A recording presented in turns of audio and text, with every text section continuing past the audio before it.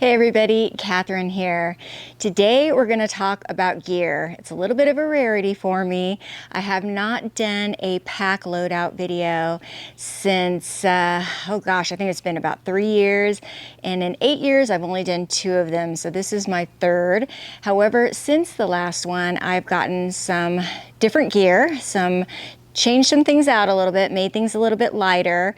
So I wanted to go over it once again because I do get questions all of the time as to what I carry in my pack. And believe it or not, everything that you see here fits into this pack. Let's start out by talking about the big 3, and that is your sleeping bag, tent, and backpack. For my sleeping bag, I have a Sierra Designs Nitro 0 degree bag. It's an 800 down fill. It's very toasty and warm. It is a mummy style bag. I tend to carry it year round because I'm a very cold sleeper, so I enjoy having the warmth. If I'm a little too warm, I can open up the zipper. It also has a foot box that has a vent in it so that you can poke your feet out if you're a little bit too hot, but I tend to just be bundled up in it pretty much all the time. And I do also add a sleeping bag liner in colder weather. I have this Sea to Summit sleeping bag liner here, and they say that it adds about 14 degrees of warmth.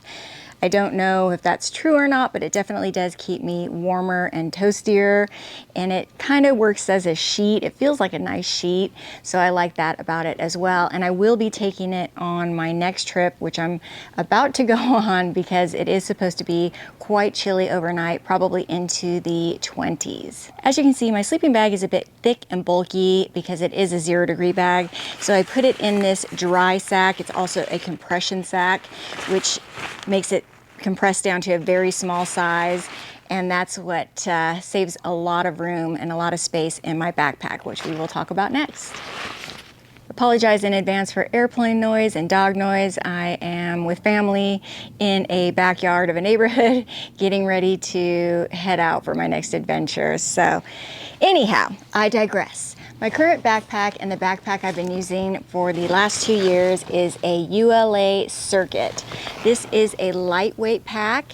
It does have a frame. It's not frameless like some of the other ultralight packs, but it only weighs, I think it's about 2 pounds. I'll look it up. I don't know right offhand, and I'll put the correct weight below. It did replace my old pack, which is an Osprey Aura.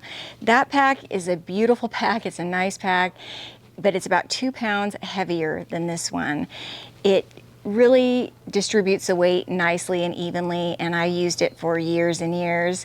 However, I do like this one better now. I didn't like it at first. I did not like the ULA at first, and I was thinking of going back to my Osprey.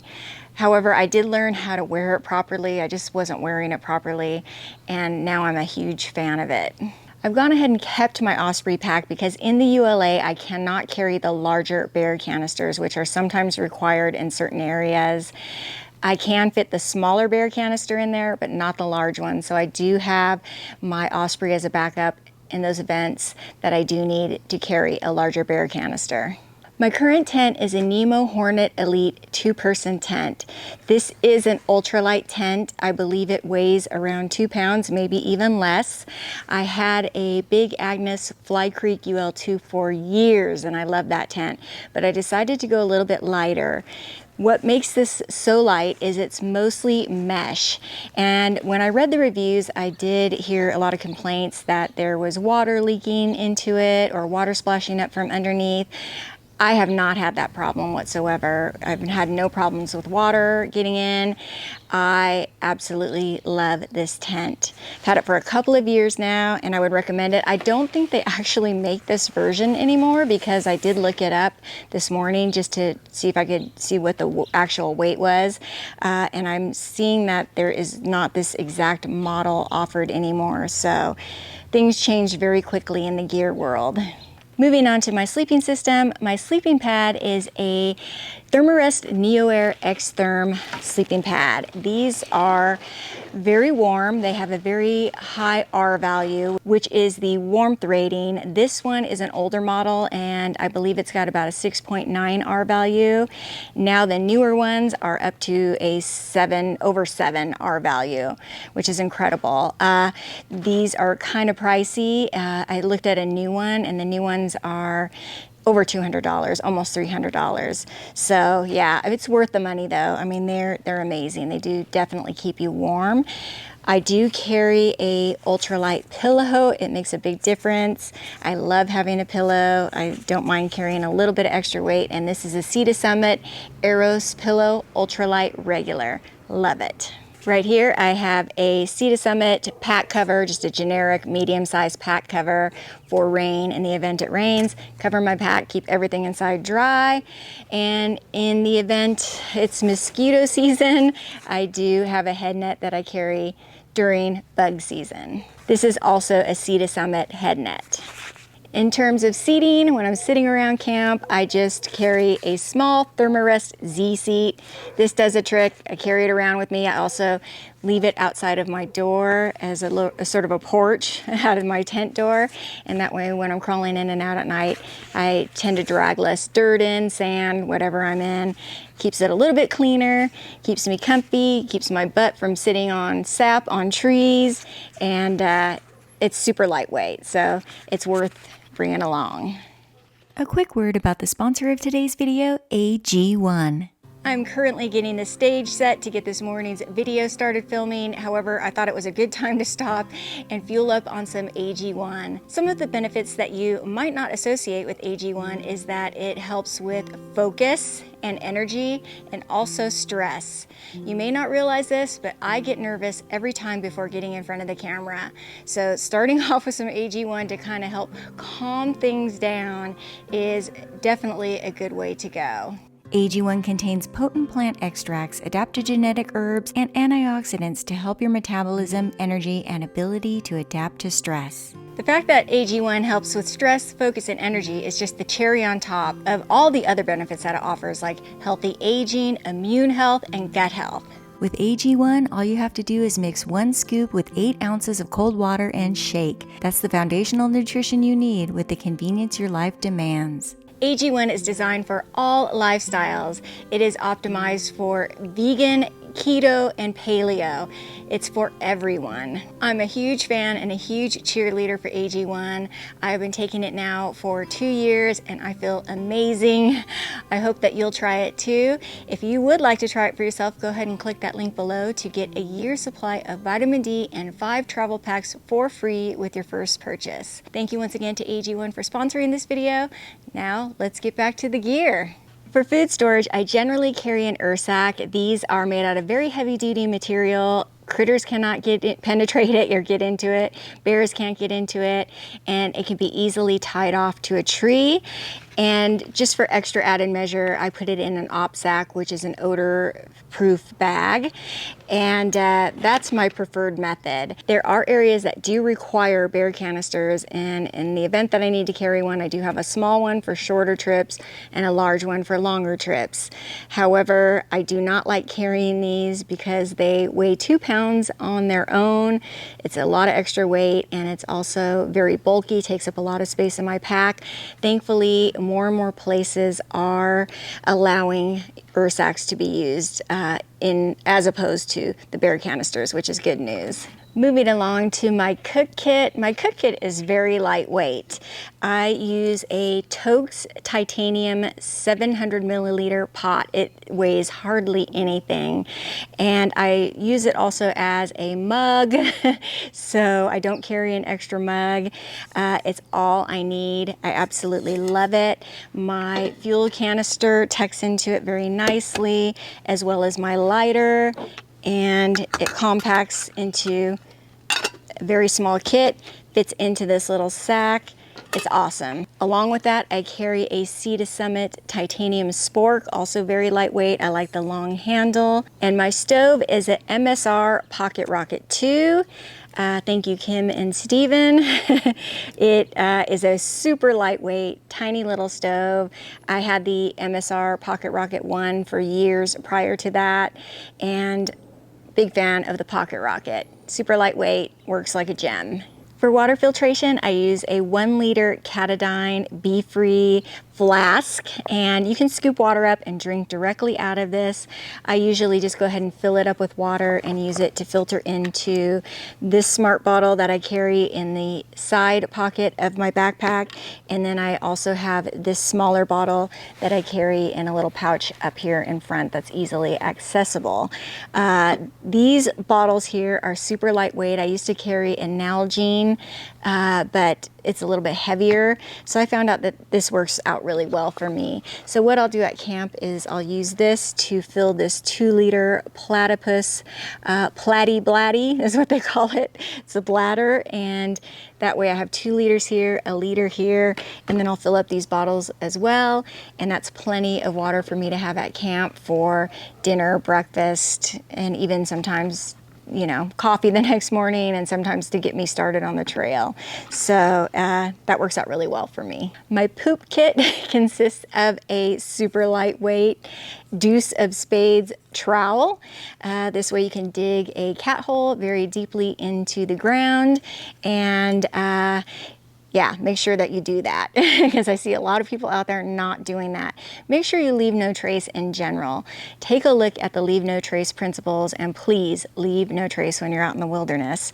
Especially, I see so much toilet paper.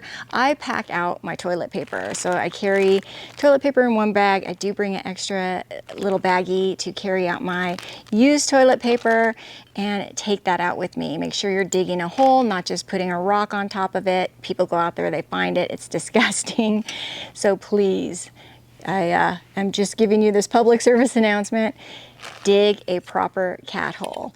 I do bring some sanitizer, and I always carry extra wipes. I put everything into this little dry sack, and that way I can just pick up my dry sack, go off into the woods, and do my business. I have a can of bear spray here. I do always carry bear spray in bear country, not always in black bear country. I normally don't carry it when I'm backpacking in the Eastern Sierra, for example. However, I always have it in grizzly bear country.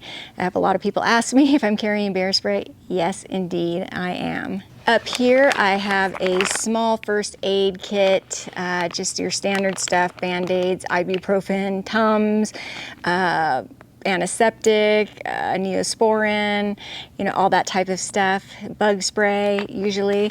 And then I just have a little bit of a toiletry kit here that I carry my toothbrush, toothpaste, comb, lotion, that type of thing. Just those 2 little kits there, and doesn't take up a whole lot of space, pretty lightweight. In this table, I have my electronics. I carry this red stuff sack that carries this big, large Anchor battery bank, which keeps all of my camera gear, phone, microphones, headlamp, all of that stuff charged with all of the cables that go along with it. Also my headlamp, which is just a black diamond, not even sure what model this is, but it's a black diamond headlamp. It also houses my extra batteries for my camera.